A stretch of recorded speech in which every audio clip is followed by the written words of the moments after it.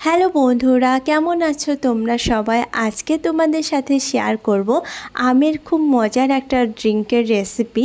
আমের অনেক রেসিপি তোমাদের সাথে শেয়ার করেছি, তবে এই রেসিপিটা একবার বানিয়ে দেখো। আম প্রায় শেষের দিকে, একবার বানালেই বুঝতে পারবে কতটা মজার এই রেসিপি। এখানে দুটো মিডিয়াম সাইজের আম নিয়ে নিয়েছি আর আমের শাঁসটাকে বার করে নিচ্ছি। এইভাবে কেটে নিলে খুব সহজেই আমের শাঁস বার করে নেওয়া যায়। এখানে দুটো আম দিয়ে অনেক ডেজার্ট তৈরি করে নেব। ডেজার্টের পরিমাণ যদি বেশি হয়, এখানে আমি 6 গ্লাস ডেজার্ট বানিয়ে নেব। সেক্ষেত্রে দুটো আম একেবারে পারফেক্ট হবে। আম দিয়ে জেলি বানিয়ে নেব আর সেই জেলি দিয়ে ডেজার্ট তৈরি করে নেব। যদি বেশি পরিমাণে বানাতে হয় সেক্ষেত্রে আমের পরিমাণও বাড়িয়ে নিতে হবে। আমের ভিতরের শাঁসের অংশটা খুব ভালোভাবে বার করে নিয়েছি এইভাবে। এখন এখানে একটা মিক্সিং বাউলে দিয়ে দিচ্ছি আর এর সাথে দিয়ে দেব হাফ কাপ জল দিয়ে এর একটা পেস্ট বানিয়ে নেব। পেস্টটা বানিয়ে নিয়ে এখানে একটা ছাকনা দিয়ে খুব ভালোভাবে ছেঁকে নিচ্ছি। ভালোভাবে ছেঁকে নিয়েছি। এখন এটা অনেক গাঢ় আছে আমের এই পিউরিটা। এর মধ্যে আরও হাফ কাপ জল মিক্স করছি, তার সাথে 1/4 কাপ অ্যাড করেছি চিনি আর হাফ চামচ এখানে অ্যাড করছি আগার আগার পাউডার। এখন খুব ভালোভাবে এটা আগে মিক্স করে নিচ্ছি। মিক্স করে নেওয়ার পরে তারপরে এটাকে জাল করে নিতে হবে, নাহলে লাম্পস চলে আসবে। এখন এটাকে 2 মিনিট ধরে জাল করে নেব।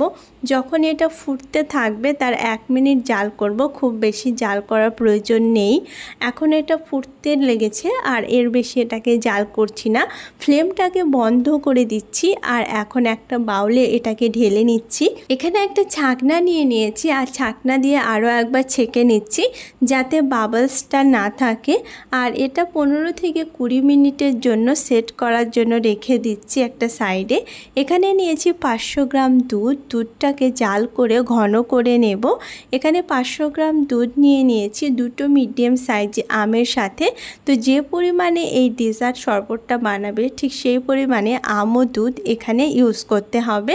এখন দুধটাকে প্রথমে ভালো করে জাল করে নিয়ে হালকা একটু ঘন করে নেব।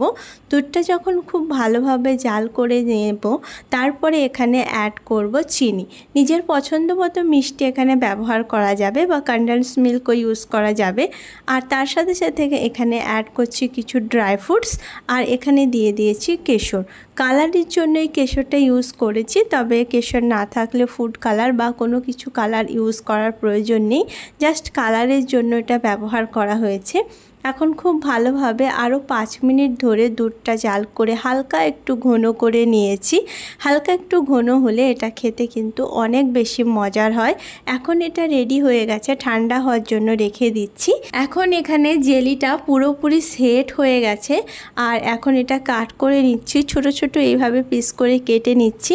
আমের জেলি খেতে কিন্তু অনেক বেশি মজার হয়, বাচ্চারা জেলি খুব পছন্দ করে। তো সেক্ষেত্রে এইভাবে শুধুমাত্র জেলি বানিয়েও কিন্তু সার্ভ করা যাবে।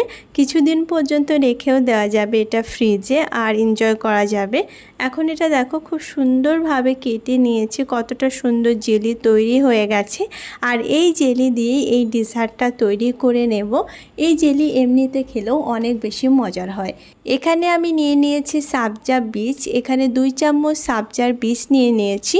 যে কোনো শরবত বা ড্রিঙ্কে ইউজ করলে এটা অনেক বেশি হেলদি হয় আর রিফ্রেশ করে, তাই এখানে আমি সাবজা বীজটা নিয়েছি। এটা পুরোপুরি অপশনাল। এখন এটাকে ভিজিয়ে রেখে দিচ্ছি 5 মিনিটের মধ্যে।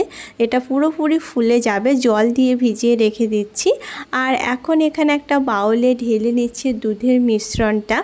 এখানে আমি 6 গ্লাস ড্রিঙ্ক বানিয়ে নেব। তো যে পরিমাণে ড্রিঙ্ক বানাতে হবে সেক্ষেত্রে দুধ এবং আমের পরিমাণ বাড়িয়ে নিতে হবে। তো এখানে দুধটা ঢেলে নিয়েছি, এতে অ্যাড করব আমের জেলিটা। দেখতে পাচ্ছ কতটা সুন্দর, আর তার সাথে সাথে সাবজা বীজটাও ফুলে উঠেছে। এটাও এখানে অ্যাড করে খুব ভালোভাবে মিক্স করে নিচ্ছি। আর এখন এই ড্রিঙ্কটা রেডি। এটা ঠান্ডা ঠান্ডা সার্ভ করলে অনেক বেশি মজার হয়, তাই এটা ফ্রিজে কিছুক্ষণের জন্য রেখে দিয়ে তারপরে সার্ভ করলে খেতে অনেক বেশি ভালো লাগবে।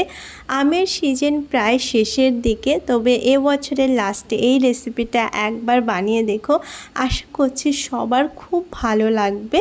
এই তীব্র গরমে আমের এই ড্রিঙ্কের রেসিপি একবার বানালে বারবার বানাতে ইচ্ছে করবে।